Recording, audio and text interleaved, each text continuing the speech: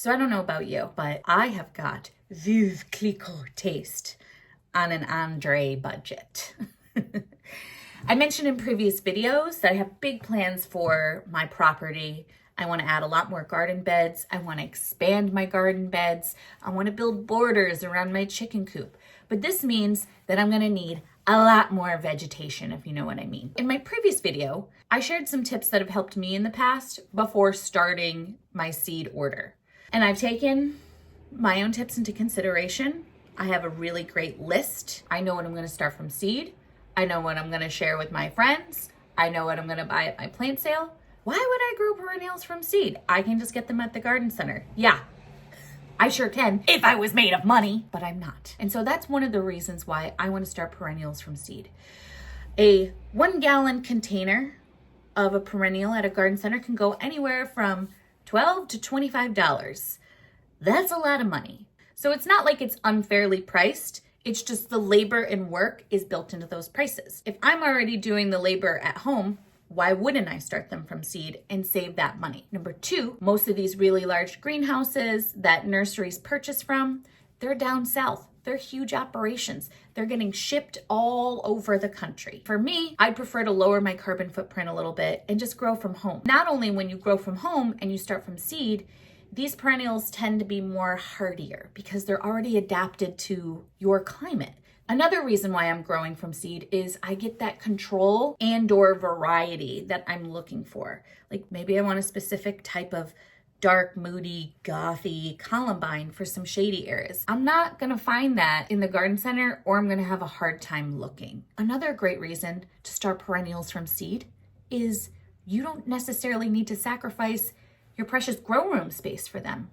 All you really need is a pot, you need a garbage bag, and then you maybe need another row of additional cover over them. But if you set them outside, they'll grow throughout the season, and then by fall, they're either flowering or they're ready to be transplanted into your ground, and they've hardened off and they've adapted to your microclimate, and they're ready to hit the road. And the last reason why I want to grow from seed is because it's super easy. I'm gonna go through 10 super easy perennials to start from seed that also, if you start from seed now, may actually flower this year. So let's get into it. Oh, Catmint, Nepeta, be still my heart. I love this stuff. It's super easy to grow. You can chop it in half and divide it. You can move it around. Takes a beating. It likes full sun. It likes part sun. It's drought tolerant. And my kitties go crazy for it. Hence the name Catmint. I'll be growing a ton of these from seed to make a nice border along the chicken coop. So that way I get some color. I'm attracting some bees and keeps the kitties in the yard. Number two, coneflower, echinacea. A beautiful prairie plant, native. The butterflies love it. And it's so easy to grow. And depending on the variety you get and your soil type, it will naturalize very easily and quickly if you like that. Okay, so there's a disclaimer here. A lot of these perennials that I'm gonna go through here, they're native, yes. They're prairie, but you'll see them in a ditch on the side of the road. You know, the roadsides that have experienced salt or maybe not a lot of water. So sure, they're very hardy, but they can take over your garden. So this is just the disclaimer. We're gonna go back into it. Okay. There's so many different types of echinacea. For me, I'm growing a beautiful white variety, and I'm gonna be sprinkling that in various places throughout the front of my garden to add a little bit more visual interest, get that cottage garden vibe going. Number three, Black-eyed Susan. Again, a beautiful prairie plant, native to here, perennial, spreads, comes in so many different varieties. I have a ton of these already in my front garden, but I do love the way they glow at night when it's golden hour and everything's pink and purple, and these flowers just glow at dusk. It's the most beautiful thing I've ever seen. I want to incorporate these more into my backyard so that way, again, I get that visual interest amongst all the other things, and I get some like late summer, early fall color. Number four, aster, Symphyotrichum. Symphyotrichum.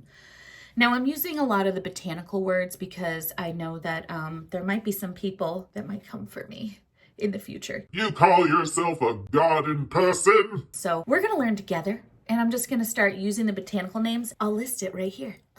So that way we can learn together. Aster is one of those late summer, goes right into late fall. I mean, this time this year, I have asters blooming on my property, and to see the bees just hanging on and relying so much on them just warmed my heart. And I mean, there is nothing more beautiful than a yellow and a purple contrast that really delights the eyes. So when we mix Rudbeckia and Aster together, number 5, Leucanthemum, Shasta Daisy. It's beautiful. I mean, these are, again, this is what you're gonna see in a meadow, on a roadside. A beautiful compound flower that's gonna be, a beautiful compound flower that's gonna provide visual interest as well as food for bees and birds. So, number 6, Columbine. Now, I love Columbine. It's a beautiful woodland flower. It's also a native, and it's pretty popular because it has now been bred to have so many different varieties. I've seen it now with almost black flowers, double cupped flowers, all kinds of varieties. This plant's great if you have a somewhat shady area that gets a little bit of moisture, because this plant will just thrive there. Anybody that has some moisture and some shade, grow them. They will naturalize. They'll spread like crazy. And then you'll just have these beautiful little pots of color in like late spring, early summer. Like, oh, who doesn't love that? Number 7, Achillea yarrow. Yarrow is a beautiful plant. It's medicinal. It's got these beautiful little bouquets of flower. It is a magnet for pollinators. Now, this is a little controversial. I've polled my friends in the past, and there are people that love yarrow, and then there are people that hate yarrow. And that's because of the environment that it's growing in. If you have clay soil and it's dry, yarrow is for you. This stuff can take a beating. It can grow pretty much anywhere. It's medicinal. It's got this beautiful umbrella-shaped plumage of all these little flowers that, again, is just a magnet for pollinators. Now, if you live in sandy soil, run. Run for the hills unless you want it everywhere. And that could be great if you want a yarrow cut flower garden. So taking into consideration that it can be a little aggressive, I still ship yarrow 100%. Number 8, I'm gonna just switch gears into bulbs, and a specific kind of bulb that I really love and that is super easy to grow and propagate and share is Narcissus, AKA the daffodil. Oh, they're so cute. They come in all shapes and sizes, colors, and what happens is their little rhizome will break apart and spread, and also it will naturally self-seed. So if you really want like a beautiful woodland springtime pick-me-up, go for the daffodils, because you will be able to share them with your friends. They bring me so much delight. And I actually have some growing right now in the hopes that I can propagate them, get them to fill out a little bit this summer, and then we'll transplant them this fall when we go to move all the beds. Number 9, verbena. I don't see this flower enough. I don't see it enough anywhere. It is so beautiful. If you are into new perennial gardening, which is basically this guy, Pete Oldefson, incredible mastermind when it comes to building naturalistic landscapes. He loves a good verbena. And why? The movement. It has these delicate little purple flowers. Oh, so beautiful, that also glow. You can't tell what they are. Are they pink? Are they purple? What? You see them at dusk, you lose your mind. But what's even more beautiful is you see these glowing little flecks of flowers on this nice, tall, long, skinny stalk, just in the wind.